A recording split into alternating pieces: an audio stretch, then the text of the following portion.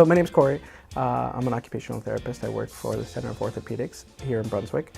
One of my roles here is a certified hand therapist, but we also offer as another additional specialty is ergonomic assessments. Ergonomic assessment is basically, as we talk about ergonomics, it's looking at an interaction between the person and their equipment or tools or their environment they work in, whether it's a traditional more office setup or also looking at an industry, so commercial, steel workers, any manual laborers, also looking at what they do and analyzing those movement patterns to identify areas of risk for injury.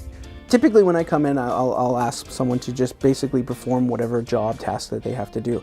So for Brandon, he'll be sitting here, he'll be at his workstation doing his job as he normally does. And we'll go through and just look at his movement patterns to identify where some of the risk factors are going to be, where he has a potential for an injury. So as we sit here and watch Brandon work, and he's typing on his keyboard, some of the first things that we'll notice is his chair support, his reaching of the arms, some of the positioning here and the posture is bad. As he looks to use some of his stuff, whether it's the phone, his computer, they're awfully far away and the angles aren't very good. So there's a lot of excess reaching going on. So we would go through and basically start at kind of the feet and work our way up, but continue to watch how he's working so we can identify all the little tricks and bad things that he's doing posturally, mechanically, so we can reduce those risk factors. So some of the problems that we look at and we'll identify is certainly his posture. So having his chair in a really poor position like this and not being supported, he ends up doing a lot of forward tilt, the shoulders are reaching a lot. So one of the things that we look at is getting his chair a little more upright, so that way he's not reaching and he's also supported more. Few other things as we look at people when they use their phone, typically do a lot of excessive reaching. They tend to multitask, so they're using their computer and their phone tucked up under here, so which places a lot of stress on the neck area. So we would eliminate that. And then they tend to multitask more, so they'll do a lot of reaching, which places a lot of stress onto the shoulders, wrist, elbows, is another common thing that we'll see that we want to eliminate. Also typing style. Typically people will rest on their wrists when they should be up neutrally and engaged. So it places a lot of stressor onto the wrist and thumbs, which can create injuries through that area. So we made a few changes to Brandon's workstation. One of the first things that we actually did is we adjusted his chair so he'd have more support. So we locked it into a more upright position, so he's sitting tall, his core supported, so he doesn't have to slouch and reach all day.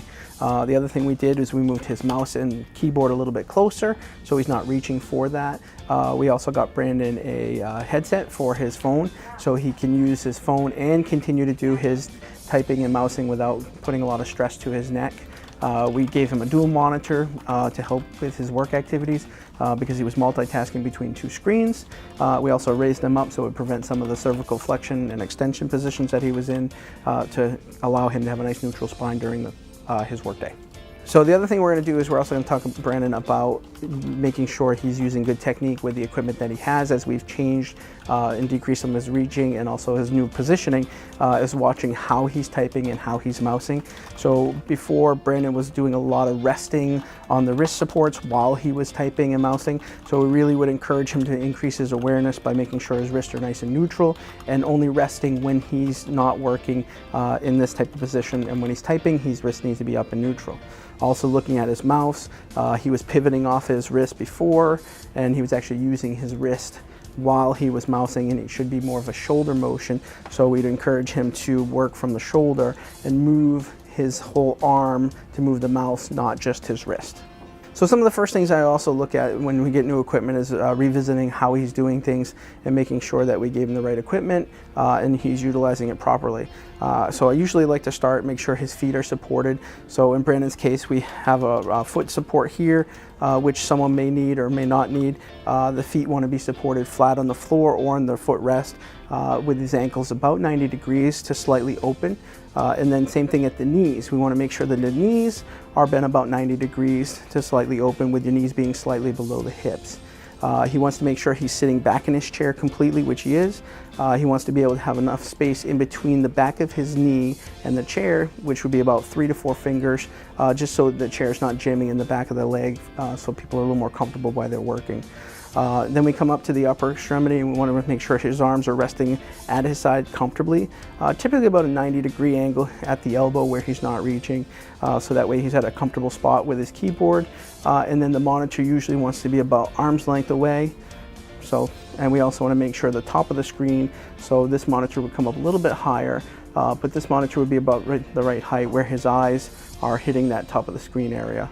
And if he's using a dual monitor, we want to make sure it's kind of split evenly, versus if they are using one, you'd center that on the person, the keyboard, and the monitor.